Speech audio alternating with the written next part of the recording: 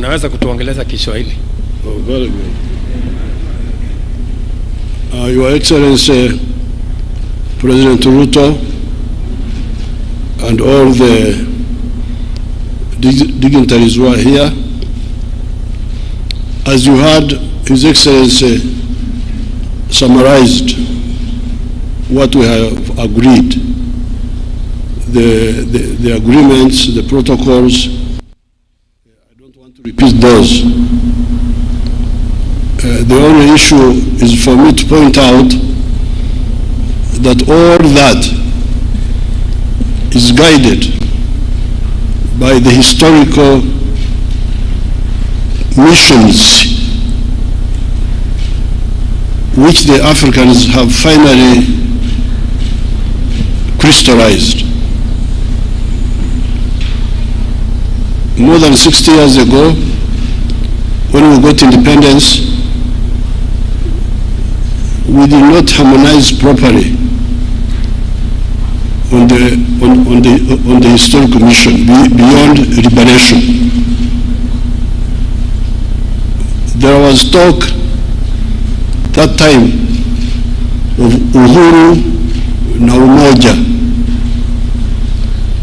but it was not deeply disassembled. What did uhuru na umoja mean? That's why, therefore, we have lost 6 decades. And as you can see in Africa, we have got so many problems. The collapse of state authority in so many countries. This is not accidental. This is really, this was inevitable and it was predictable. But now, I can see that people are beginning to, a cluster of actors, including His Excellency President Ruto and other actors, are beginning to see the way forward. And really the historical missions, according to we who have been in this for long, after many years, as a student movement, as a liberation movement, we detected those three historical missions. Historical mission number 1 is prosperity. How do you create prosperity for people? When we studied this, we discovered that you could not create prosperity through aid, that somebody else is aiding you, and you think you will create prosperity. And we discovered that you could not create prosperity by abstaining from the modern economy, because part of the problem in countries like Uganda, which are endowed with a lot of natural resources, is that many people were outside the money economy. I was telling His Excellency that even as recently as 2013, 68% of the Ugandans were outside the money economy, in what they call subsistence economy. Just growing food, eating and drinking alcohol, no earning money. And the danger is that the richer the countries are in natural resources, like for instance,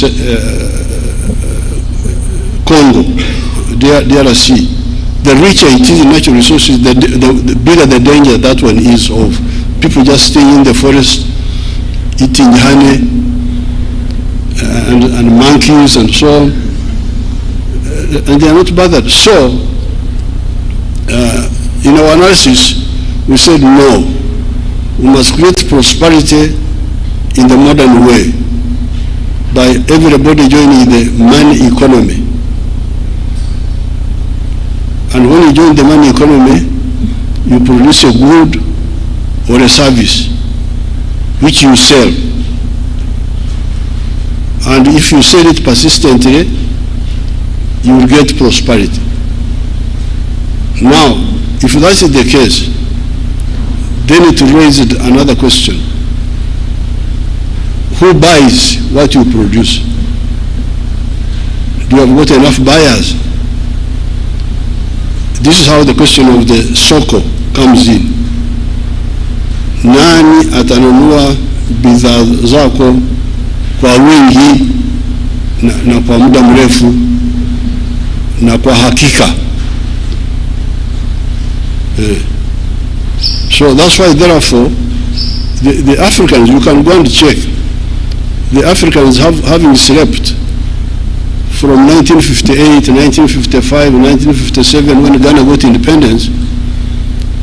1980, when they met in the Lagos, what they call Lagos Plan of Action, they identified this. They said Africa needs to organize the market of Africa to integrate it. The fragmented market of Africa will not help us. That's how they evolved. In 1980, you can see almost more than 20 years since independence. This was the first time they started talking about the economic integration as a stimulus for creating prosperity. So therefore, when His Excellency invites me here and we meet here, and all these agreements we have agreed, they are consolidating that point of ensuring the prosperity of our people by assuring them of a reliable, big market.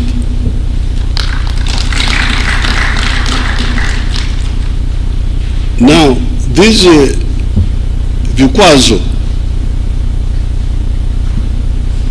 are not good for the common market. Like somebody was telling me to stop the rice from Tanzania. Why? Because I have got some inefficient rice growers in Uganda. Therefore, the answer is nikatai mpunga mzuri tena wenye bei nafuu kutoka Tanzania kusudi nitetee hawa wavivu ambaye hawaweza kutupatia mpunga kwa gharama nzuri. So I said, no, I can't do that, because if I do that, I'll be committing 3 sins. Kwanza, I will stunt the Tanzanian rice grower. I will stunt, but in our language we call it kuzingamia, to make a child not grow properly. So that Tanzanian rice grower will now no longer grow as much as he would have done, because if he gets a market in Tanzania on merit, he gets a market on merit, not because he's protected, because he's cheaper. He gets a market in Tanzania, he adds the one of Uganda, he adds the one of Kenya, he has got enough market to help him grow and grow and grow and grow and grow and grow. So if I block him, that opportunity, I have killed it. But secondly, I am punishing the Ugandans to be forced to buy expensive rice on behalf of the inefficient Ugandan rice growers. But thirdly, I am also okulemaza. If you understood our Bantu dialects there, okulemaza is to cripple, to render disabled somebody, my own rice growers, because if I protect them, they will not struggle to become efficient.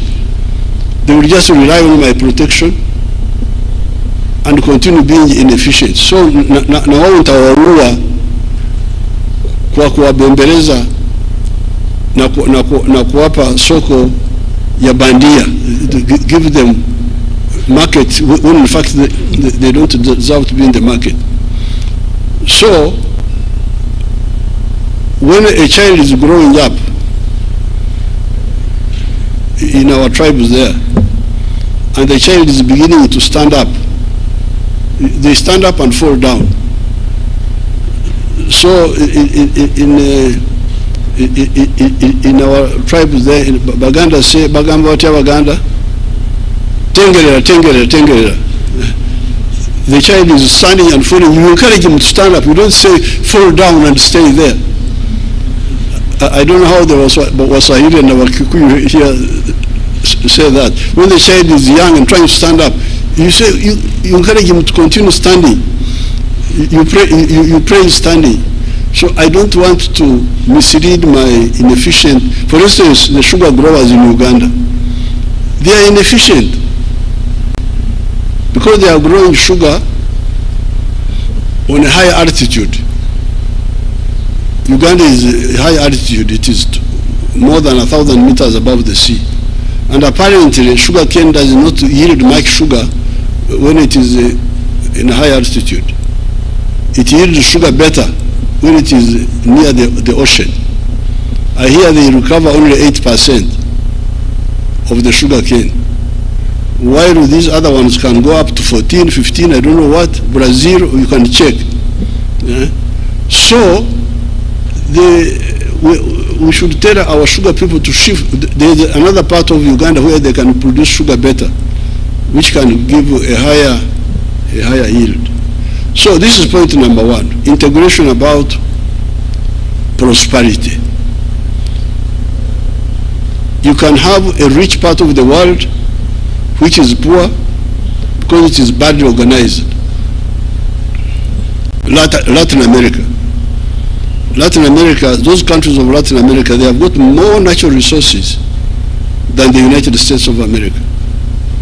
They have more forests, more bigger rivers, the Amazon, more minerals. But why are they miserable? Because they are so badly organized that you can't succeed in business. You are in a small country, El Salvador, Nicaragua, Honduras, 3 million people, Haiti, I don't know what. They are rich in presidents, rich in ministers, rich in ambassadors, but in poor in everything else. In the United States, North America, there are only 3 countries there: Canada, United States, and Mexico. The whole continent, only 3 countries. Latin America, I don't know how many there are with the Caribbean. They are as rich in countries as us. Even here we are rich in countries, the Republic of this, Republic of that, but poor in everything else. So this integration is to fight the battle of prosperity. You should understand this. Because if somebody is efficiently producing something, and we support him, he will grow and grow and grow and grow and grow. And another one from Uganda will also grow in something else. Another one from Tanzania. Through, they used to call it, I don't know whether they are still teaching it in the universities. It was called comparative advantages. It was being taught in the universities. I don't know whether they are still teaching it. That we specialize according to comparative advantages. But they just talk about it in the classroom and it ends there. So this is number one. And that's why we support COMESA, which was a building block to the African continental market. But now, you can have economic prosperity, but you remain weak. When Hitler overran Europe, some of those countries were developed. Belgium, Denmark, even France was developed, but it was overrun by Hitler. So, apart from prosperity, there is the issue of strategic security. How can Africa be strategically secure? How can we be strategically secure? Now we are here some people have gone to the moon. Here, we are here on Earth here. Some people are on the moon, they are looking at us. Like insects, like when you are looking at, there are these insects which eat sugar. You are just looking at them, they don't know that you are looking at them. Anytime you can spray them with the insecticide and they die, they don't even know. It's a good thing, it is also a good thing to be ignorant. Because when you are ignorant, you are not worried. You can die comfortably. But how can we have this imbalance? The Americans have gone to the moon. The Russians went there. The Chinese have gone. The Indians have gone recently. We are the only ones here now. But now the question is, can Uganda afford to have a space program which takes us to the moon, even if we are a developed country? Because UK is a developed country, and France, but they have not been to the moon. They are still here with us. UK, although they are here. Now, it is the newcomers, like the Indians have gone to the moon. So that's why we said in our movement, we say, you people, apart from economic integration for prosperity, you need to address with the issue of strategic security.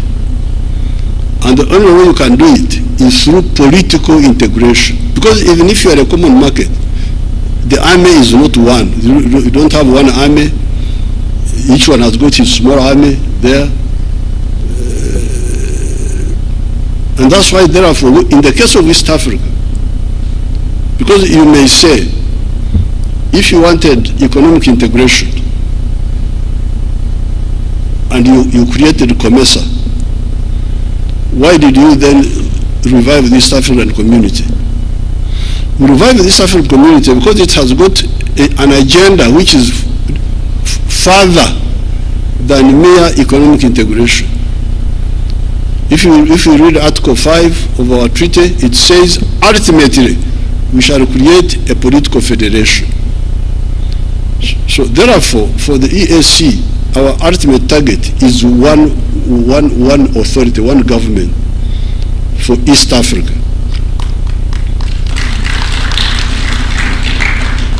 And the logic for it is that while you may handle economic prosperity with just mere economic integration, which is also not easy, because when you are different countries, you can see how long it takes. It would be, even for economic integration, it would be better if we were one country. But at least you can try. But with strategic security, you cannot handle it by merely being in an economic community. The only way you can do it is through political integration. Now, this is where so this is the second mission, political integration, historical mission, on top of the one of prosperity. Then,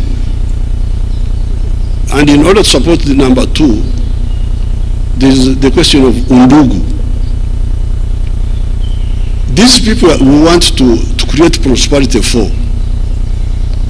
These people want to create strategic security for. Who are they? Ni wale watu wamoja.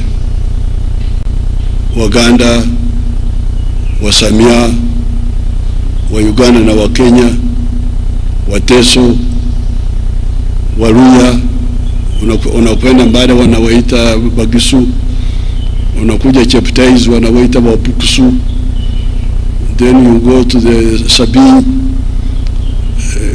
Mzee Mo used to like to go to Sabi very much because he knew why he was going there. Because the Sabi wanasema Takwenya, Suba Takwenya, they are the Kalenjin of Uganda, the Karamojong, and the Turkanas who are stealing cows. It's part of the Undugu, steal from one another, but they speak the same language. All these Africans, the Ruos, these Ruos of Kisumu, they come from South Sudan, through northern Uganda. Jaramogi, if you go to Amuru district, you will find the Ramogi clan there, the one of His Excellency Raila Odinga. They are there. Then my group, when I go to Kisii, I find children there, they call Kwambuka. Kwambuka, what is Kwambuka here? Kwambuka is exactly what it means in my language. The other day I saw a boy who came with Her Excellency, the Chargé d'Affaires, from Giriyama, imagine Giriyama, near the ocean. The boy is called Karisa. I said, what is Karisa in your language? It means exactly what it means in my language. So, these people, we are begging, please, you people, work for your prosperity. Work for your strategic security by uniting economically and politically. They are the same people. So how can you fail to use this infrastructure created by God for you, free of charge, and you don't use it for the benefit of these people? And moreover, they even have one dialect which is not contested, because the other dialects, Giriyama, Kisii, Nandi, Runyankore, Uganda, those who may have some issue. But we have got a dialect which is not contested. This is Swahili. So we are not like the European Union who don't have a language. When they meet in Brussels, they can't talk. Somebody is talking German, another one is talking, then they, through earphones, by the time we have finished, you're almost deaf. But here, Swahili is not contested. It can be used in the whole of East Africa, the whole of Eastern Congo, the whole of Northern Mozambique, the whole of Northern Zambia. It is really a gold coin which we have in our hands. So therefore, I'm very happy to be here, to be welcomed by His Excellency President William Ruto, to exactly implement what we missed in 1963. Our leaders would have achieved it by that time, but some of them were diverted, and that's how we got all these hold-ups. If we had formed the East African Federation in 1963, many of the problems would have been avoided. There would have been no Idi Amin in Uganda. There would have been no problem of Rwanda, Burundi, this genocide, because East Africa would be a center of gravity. You can have small countries in the world, like they are there, small countries like Denmark, these other small ones, Belgium, they are there, but they have got a head boy who is guaranteeing them. This is the United States. When they are in danger, the head boy comes. So what's happening here? Now, who is the head boy in Africa here? We are all small people. That's what really we are trying to deal with. So I'm very happy about all these projects will now move us closer to the three historical missions: prosperity through wealth creation and market access, strategic security, and utilizing maximally the Undugu. So I have nothing to add about the details. It is as His Excellency told you. My only job is to put in the historical context why all this, and why now and not before. Before, opportunity was wasted. Now we should not waste this opportunity now. Nobody will be left behind. I always hear, nobody should be left behind. when everybody is being left behind. This is the only way not to leave anybody behind. And to remove the irrationality. You look at Africa. Africa really is amazing. And Latin America. Because Africa is one house, one building. Now, the sitting room is another country. The bedroom is another country. The other one is another country. Now, to go from the bedroom to the outside, you must go through another country. You must go get a visa. You must get. What's this now? Uganda is part of Kenya and part of Tanzania and part of DRC, but we are in the bedroom there. You fellows here, you are in the sitting room. Now to go out, we must know. Please, can I go? Can I come to the sitting room? It is so irrational, so irrational. So I thank His Excellency for inviting me. Please don't allow me to talk, because if you give me audience, you do so at your own risk.